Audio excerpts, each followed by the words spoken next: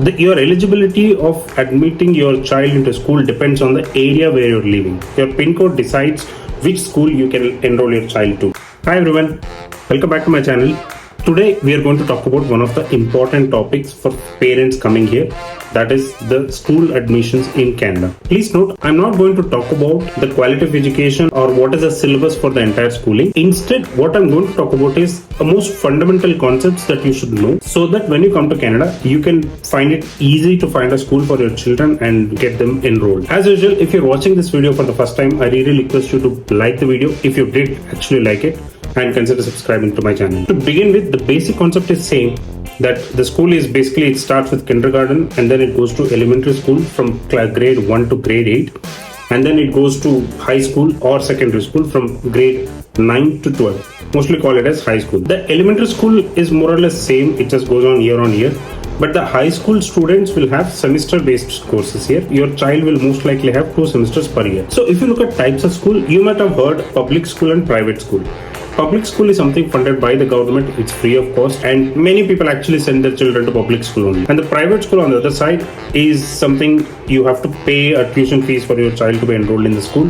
The tuition fees can really vary in a huge spectrum, but it can start somewhere $3,000, $4,000 a year, goes on up to $30,000, $40,000, $50,000 a year. Public schools will most likely not have any uniforms, whereas the private school actually will have a uniform. Other than that, all the curriculum, the syllabus, the course, everything will be more or less same between private school and a public school. Now you've heard public school and a private school. Now I'm going to talk about the third type of school, which is the Catholic school. Catholic school is again funded by the government, or let's say aided by the government, but admission to Catholic schools happens differently, and it's generally little difficult to get into Catholic school because of the nature of the school, where it's more like a religious values are incorporated along with it, and it also little bit forms on the community basis, so it's little difficult to get into Catholic school.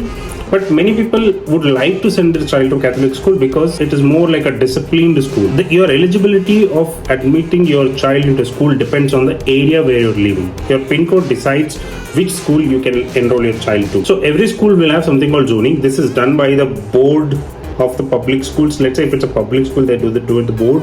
If it's a Catholic, similarly the board of the Catholic school decides the zoning. Your house falls within that zone, you have to send your child to that school only. You cannot send your child to another school. So for this purpose, it is important that you have to have a address proof where you're residing. So now, what happens if you don't want to enroll your child into that particular school where your area within the zone of the school, right? So in that scenario, you have to discuss this with the principals of both schools, because both of them should agree, okay fine, there is a compelling reason that okay, this parents want to enroll in this school, so we are okay to admit this child in our school. So that kind of agreement is required with the principal, then only you can enroll your school child to another school. Lastly, I want to cover 5 common questions that you might have in your mind. The first thing is public school, whether they will have uniform or not.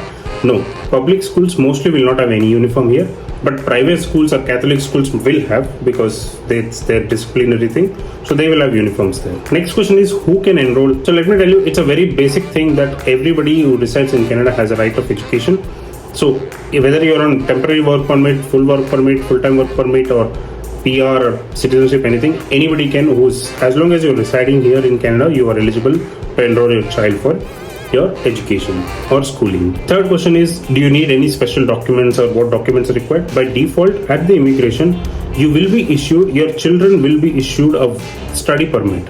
It's just like a legal document saying, yes, this child has a right to study here. Depending on date when you're coming, please make sure to ask immigration officer if your child requires a study permit. Other than this, the other major document you might need is the residence proof, which is the rental agreement. And other than that, it's a general documents like your identification, like a passport, or your study work permit if you are having something, or your SIN number. Mostly you don't need it. What happens if you're traveling in the month of January, right? That's like middle of the year. So the education calendar year starts from September to June. July and August is typically the summer holidays. There will not be any problem as long as you have a proof that this child is studying there and it's going to continue here. And the last question I want to cover is, are there any entry requirements when you're enrolling your child into school? Again, for elementary school, there is no much of problem at all. For high school, in some of the schools, there are entrance tests that your child has to give. And the entrance test typically of English and maths. And the score results of, let's say if your child is in 11th grade, that maths and English test decides whether your child is in a state of mind to continue from the grade 11, or she has to repeat 9th or 10th or some grades. Like I have heard in examples, like some of the countries where quality of education is not very good, they may be asked to repeat 1 or 2 years again. I think quality of education in India is so strong that I don't think mostly it's going to be a problem. That's all about the schooling system.